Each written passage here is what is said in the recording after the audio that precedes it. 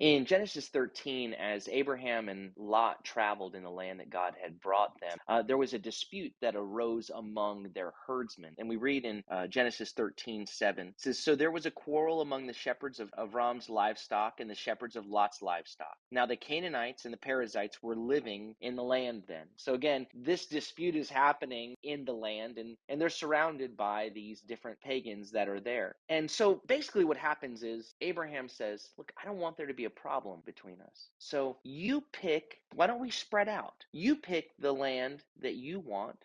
If you go right, I'll go left. If you go left, I'll go right. And so it says that Lot lifted up his eyes and he looked and he saw this land that was fertile. It was well watered. It actually says it was Gagan Adonai. It says it was like the garden of Adonai. It was like the garden of the Lord. And Lot said, I'll take that. And Abraham said, okay, great. And he deferred to him completely. I love the generosity of Abraham's heart here. He defers to Lot. He doesn't fight for his own way. He defers, and he's genuinely generous. He doesn't say, well, I get dibs. We're here because God said he's giving me the land. So how about this? How about I pick first and then you can have the leftovers? He said, hey, you pick whatever you want. And there wasn't guilt laden in there. It wasn't manipulative. This was genuine. He wasn't like, well, I guess, you can take what you want. I mean, I wouldn't want to get in the way of what you want, of giving me the land that God has given me. No, he says, take the land. Take the place that you want. If you go right, I'll go left. If you go left, I'll go right.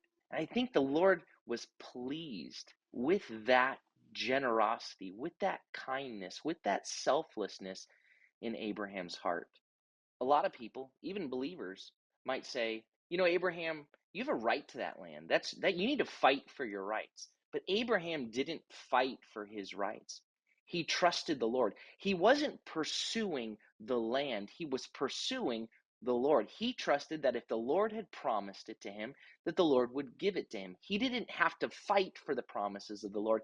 He trusted the Lord to do what was right. Even later in Genesis 18, when he's dealing with the Lord, negotiating with the Lord, he expresses this trust and says, basically, won't the judge of all the earth do what is right? He knows that God will do what is right. And so that's what he's doing here. He's not fighting for his rights. He's trusting the Lord. And I believe that the Lord was pleased with that. We read in Genesis 13, verse 14, it says, after Lot separated himself from him, Adonai had said to Avram, lift up your eyes now and look from the place where you are to the north, south, east, and west.